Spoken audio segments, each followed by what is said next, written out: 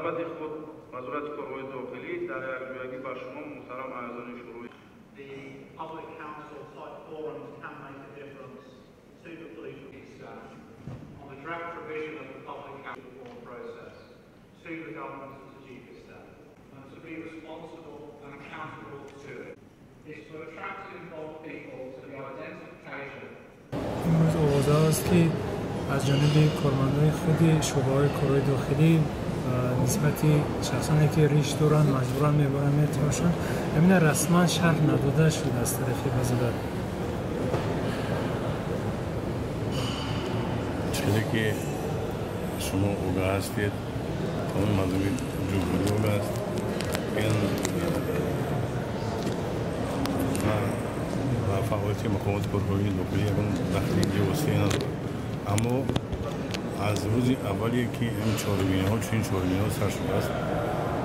محترم وزیر کارهای داخلی رمضان همراه رحیم‌زاده و فکرم این سومین جلسه است که مخصوص هیئت راهبری کننده کارمندان مقامات کارهای داخلی را در جلسه تقدیم کرد. بارها تاکید می‌کنند که نسبت مردم خوش‌معامله باشند، رفتار کردارهای غیرقانونی بیرون از آداب بیرون از طلبات‌هایی که فرمان و دستورهای داخلی اداره ما است باید همیشه باید رعایت کنند و با مردم خوش‌معامله باشند. این تنها یگانه ممکن بودنش و نسبت چنین کارمندان با جزاهای سخت انتظامی نسبت کارمندان مقامات نسبت چنین کارمندان مقامات که در باره آنها شکوه عرض شکایت برای چنین مناسبت با تو یکم شکایت بود البته دوسیت شکایت بود ما چهارراه سپارش داده هستیم سنجش‌های خدمتی می‌گذارونده میشه در این چنین میگم که حرکت در این موضوع سه مرتبه محترم وزیر جمع کرده تاکید کردن و او سپارش دادن که و چنین خطابی‌ها رو دادن. شکایت در چه خصوص بود که اونها از پیش خود دغلانه رفتار میکنن مناسبتی بد میکنن نه که باز من همین چیز رو قطع کردیم که همان کارمند مقامات نیست فرزند همین جمعیت ما است. ما تنها هر کس باید برای خودش برای حقوق و منفعت خودش دیوان داشتن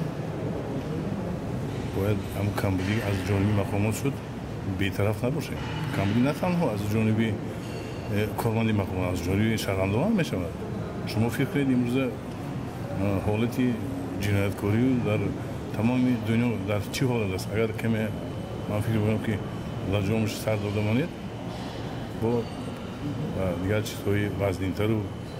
مناسبتی وزنین‌تر و با جنایت‌های وزنین‌تر دست دارش ممکن. برای من پس گفتنی هستم که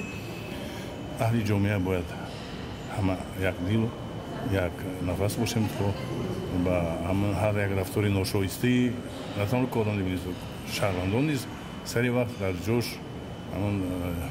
ایراد گیریم و راه درست هدایت کنیم پیشگیری نماییم.